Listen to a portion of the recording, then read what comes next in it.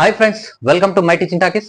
Maths classes లో భాగంగా నిన్నటి క్లాస్ కి కంటిన్యూషన్ లో ఈ రోజు కూడా కొన్ని previous year questions and important questions తీసుకొచ్చిన. సో లాస్ట్ వరకు వీడియోని చూడండి, నచ్చినట్లయితే లైక్ చేయండి, షేర్ చేయండి అండ్ ముందుగా ఛానల్ ని సబ్స్క్రైబ్ చేయండి. చూడండి ఫ్రెండ్స్, క్వశ్చన్ అయితే if a plus b east b plus c east c plus a is equals to 4:5:7 and a plus b plus c is equals to 40, then c is equals to how much అని చెప్పేసి question అడిగిండు.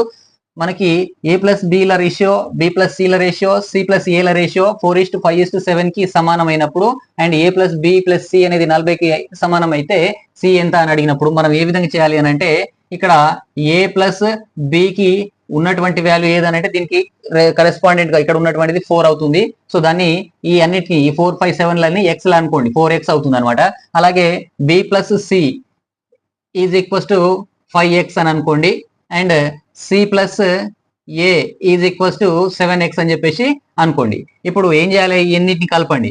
ఇప్పుడు అన్నిటిని కలిపితే ఇక్కడ అన్ని terms అనేవి 2 times వస్తున్నాయి. a అనేది 2 సార్లు ఉంది, b అనేది 2 సార్లు ఉంది, c అనేది 2 సార్లు ఉంది. కాబట్టి అన్నిటి మధ్యలో ప్లస్ ఉంది కాబట్టి అన్నిటిని కలిపితే 2 into a plus b plus c అవుతుంది. దట్ ఈక్వల్స్ టు ఈ అన్ని కలిపితే 5, 4, 9 ప్లస్ 6, 7, 16x అవుతుంది అనమాట.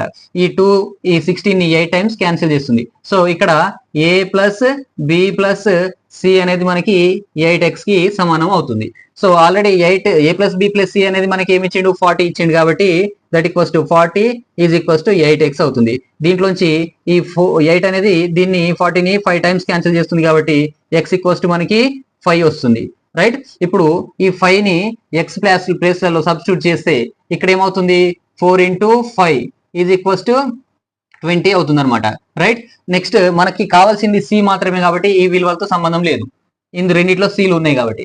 సో ఇక్కడ సి కావాలి అని అనుకున్నప్పుడు మనం ఏం చేయాలి, ఏ ప్లస్ బి ప్లస్ సి లో నుంచి ఏ ప్లస్ బి ప్లస్ సి లో నుండి మనం ఏ ప్లస్ బి తీసేసినాం అనుకోండి, ఏమవుతుంది, ఏ బి రెండు క్యాన్సిల్ అయిపోతే సి ఒకటే మిగులుతుంది కదా. కాబట్టి ఏ ప్లస్ బి ప్లస్ సి విలువ ఎంత ఇచ్చిండు, 40 అని ఇచ్చిండు. అండ్ మనకి ఏ ప్లస్ బి ఎంత వచ్చింది, ఇక్కడ 20 వచ్చింది. కాబట్టి సి విలువ ఏమవుతుంది, మనకి 20 వస్తుంది అనమాట. ఇది సి కి సమానం అనమాట. C is equals to A plus B plus C minus A plus B చేస్తే వస్తుంది. కాబట్టి మనకి ఆప్షన్ డి అనేది రైట్ ఆన్సర్ ఈ క్వశ్చన్ కి. ఓకేనా, నెక్స్ట్ క్వశ్చన్ చూడండి. నెక్స్ట్ క్వశ్చన్ చూడండి, cos x minus cos y whole square plus sin x plus sin y whole square is equals to how much అని చెప్పేసి క్వశ్చన్ అడిగిండు.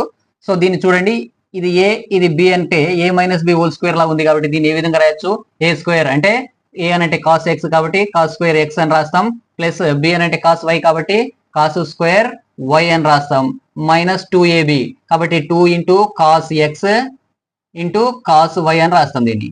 అలాగే ఇది a plus b whole square లాగా ఉంది కాబట్టి దాన్ని విడగొడితే ఏమని రాస్తాం, సైన్ ఎక్స్ హోల్ స్క్వేర్ అంటే sine square x plus b square కాబట్టి sine square y plus 2ab కాబట్టి 2 sine x into sine y అని చెప్పేసి రాస్తుంది దీన్ని. సో దీంట్లో నుంచి మనం ఈ కాస్ స్క్వేర్ ఎక్స్ కి ఈ సైన్ స్క్వేర్ ఎక్స్ కలపండి, కాస్ స్క్వేర్ ఎక్స్ అండ్ ఇది sign square X.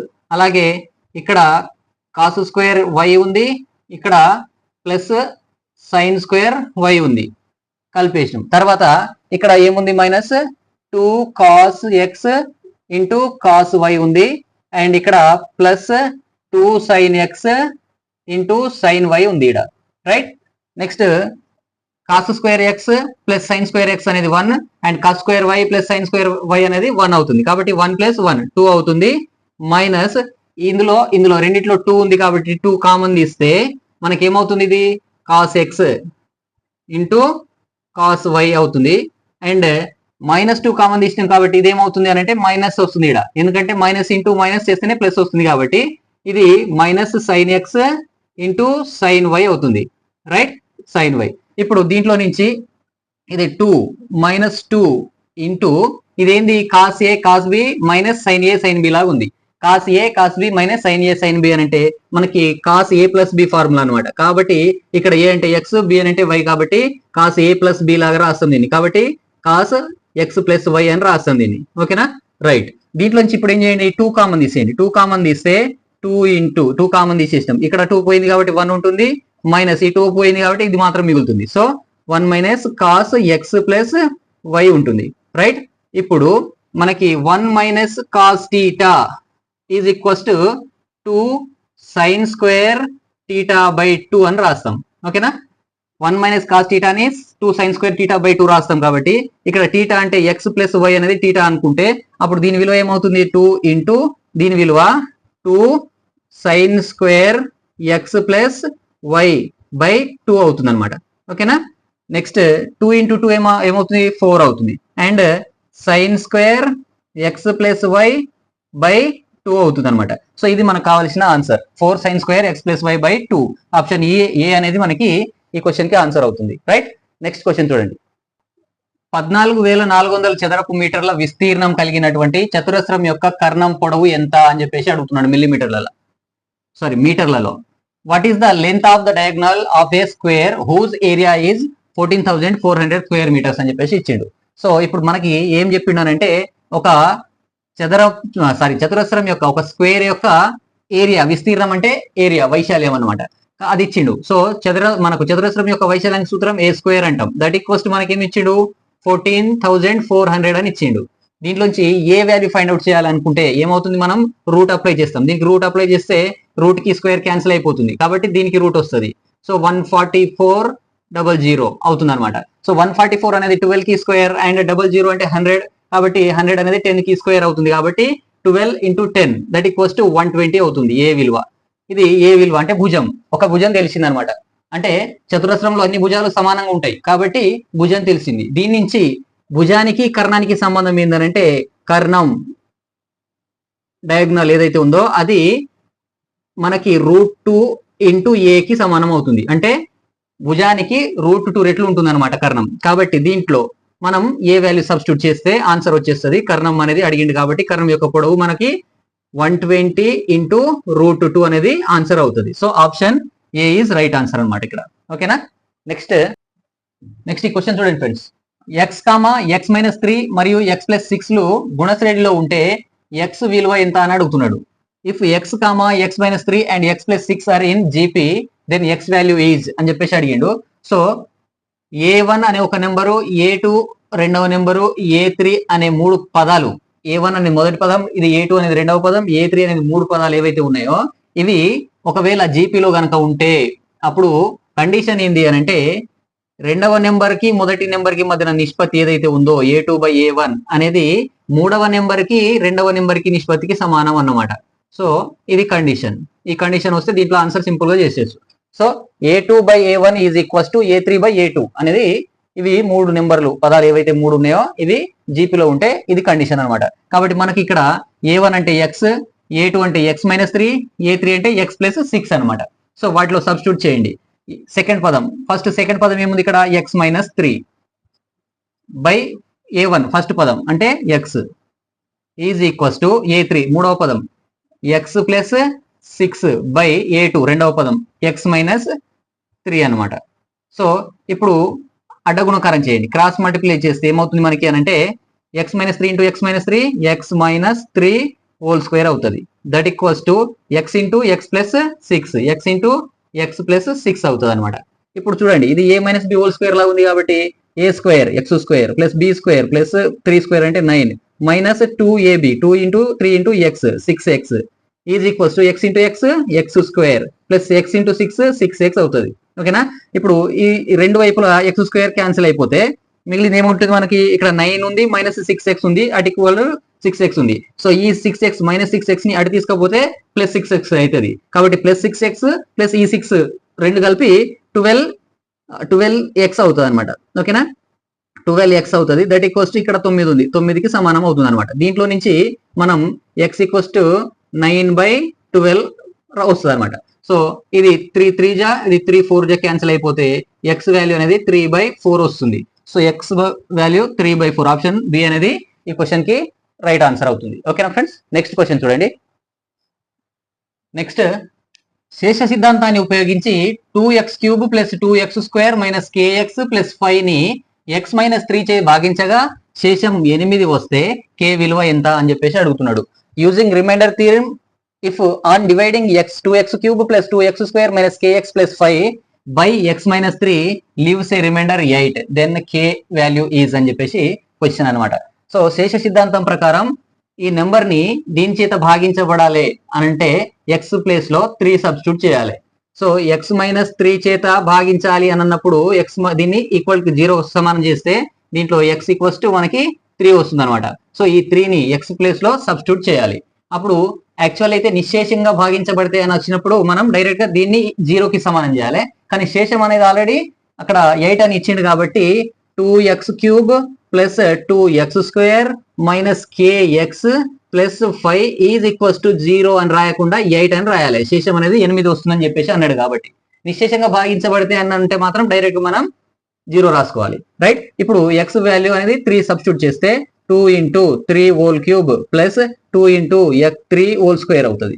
3 square minus k × 3 plus 5 is equals to 8 అవుతుంది అనమాట.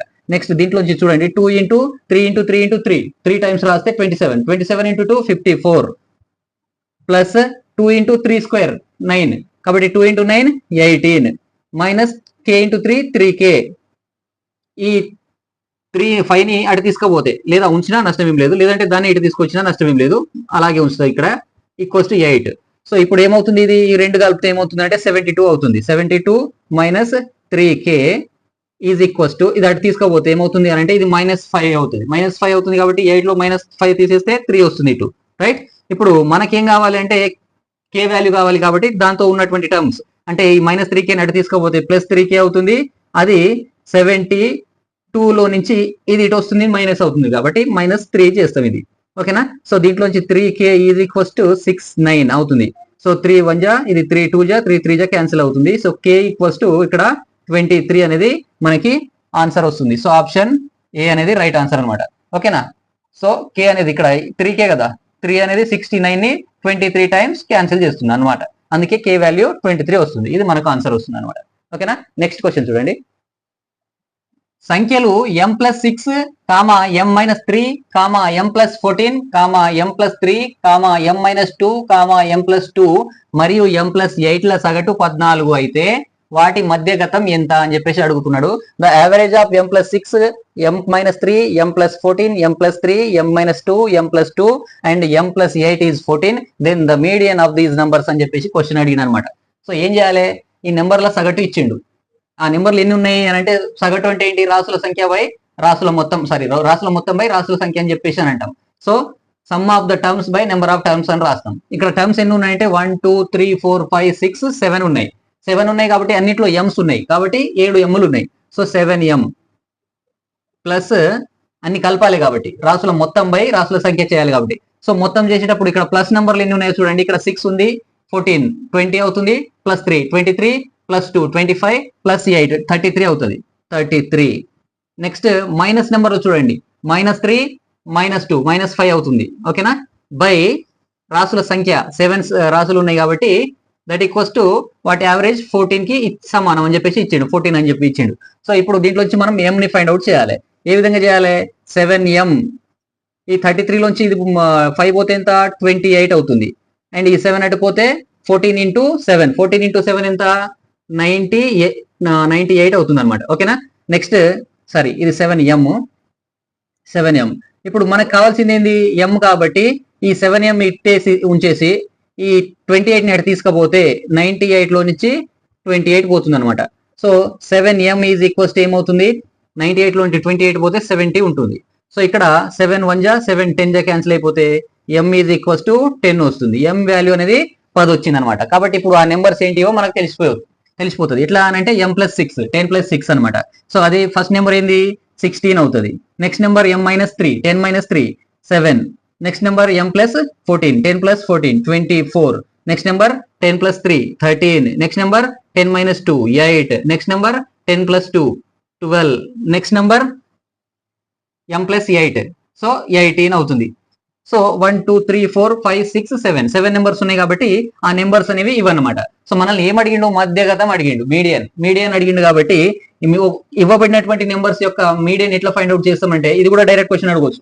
సో ఆ మీడియన్ ఫైండ్ అవుట్ చేయడం ఎలా అని అంటే ఈ నెంబర్స్ ని ఫస్ట్ అసెండింగ్ ఆర్డర్ లో రాయాలి, అంటే ఆరోహణ క్రమంలో రాయాలి. ఆరోహణ క్రమంలో రాయాలి ఈ నెంబర్ ని, అంటే నెంబర్ పెరుగుతున్న క్రమంలో రాయాలి. చిన్న నుంచి పెద్ద నెంబర్స్ గా రాయండి. ఇక్కడ ఏముంది, చిన్న నెంబర్ 7 ఉంది, తర్వాత ఏముంది 8 ఉంది, తర్వాత ఏముంది 12 ఉంది, తర్వాత ఏముంది 13 ఉంది, తర్వాత ఏముంది 16 ఉంది, ఆ తర్వాత 18 ఉంది, నెక్స్ట్ 24 ఉన్నాయి అనమాట.